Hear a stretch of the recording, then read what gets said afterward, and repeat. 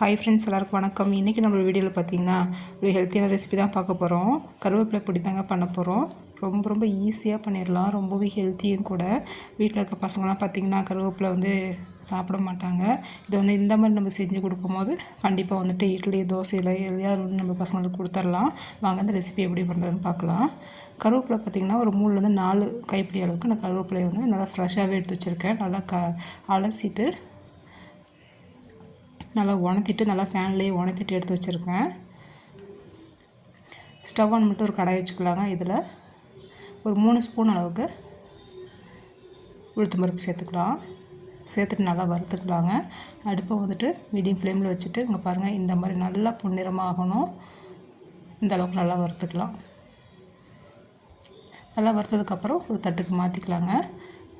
திரும்பவும் இதோட ஒரு 2 ஸ்பூன் அளவுக்கு கடலைப்பருப்பு சேர்த்துக்கலாம். சேர்த்துட்டு இதையும் நல்லா வறுத்துக்கலாம். அடுப்பை நல்லா சிம்லேயும் மீடியம் ஃப்ளேம்லேயும் மாற்றி வச்சு வறுத்துக்கலாம். அப்போ தான் பருப்பு பார்த்திங்கன்னா நல்லா முழுசாக வறுபட்டு வரும். பாருங்கள், இந்த அளவுக்கு நல்லா வறுபட்டு வந்ததுக்கப்புறம் இதையும் அதே தட்டில் மாற்றிக்கலாம். இப்போ இதோட 1 ஸ்பூன் அளவுக்கு ஜீரகம் சேர்த்துக்கலாங்க. இதையும் நல்லா கமன்னு வாசம் வரணும். அந்தளவுக்கு நல்லா வறுத்துக்கலாம்.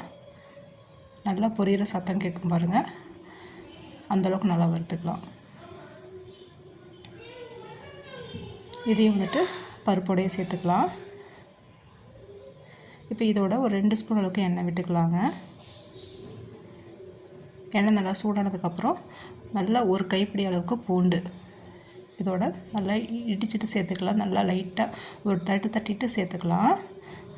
அப்போ தான் பூண்டு பார்த்திங்கன்னா நல்லா உள்ளாரெல்லாம் நல்லா பொரிஞ்சு நல்லா ஒரே மாதிரி ஈவனாக நல்லா வறுபட்டு வரும். நீங்கள் விருப்பப்பட்டால் இதை அப்படியே முழுசாக கூட சேர்த்துட்டு நல்லா ஃப்ரை பண்ணி எடுத்துக்கலாம். பாருங்கள், இந்த அளவுக்கு நல்லா ஃப்ரை ஆகி வரணும் பூண்டு. இதையும் வேறு ஒரு தட்டுக்கு மாற்றிக்கலாங்க.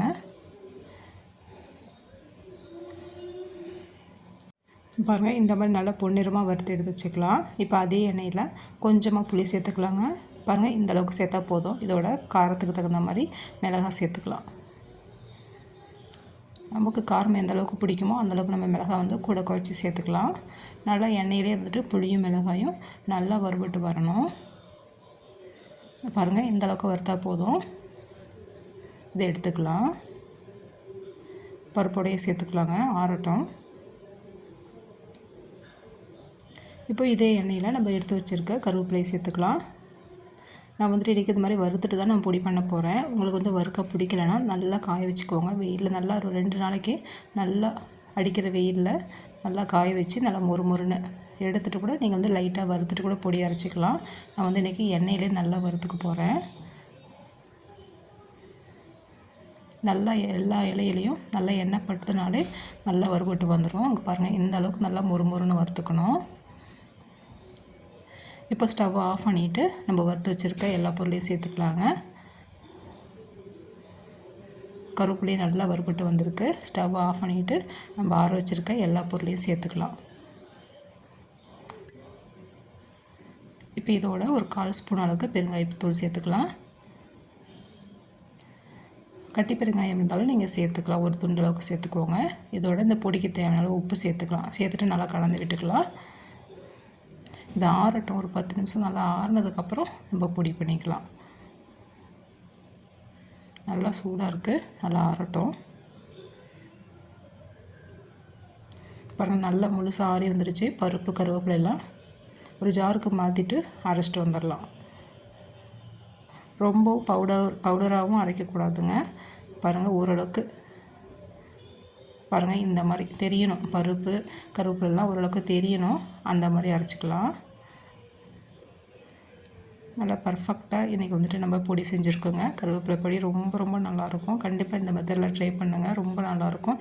இந்த அளவுகளோடு செய்யுங்க, சூப்பராக இருக்கும். இட்லி தோசை எல்லாத்துக்கும் நல்லாயிருக்கும். நல்லெண்ணெய் விட்டு சாதத்தோடு பிசைஞ்சு கூட சாப்பிட்லாம். ரொம்ப நல்லாயிருக்கும்.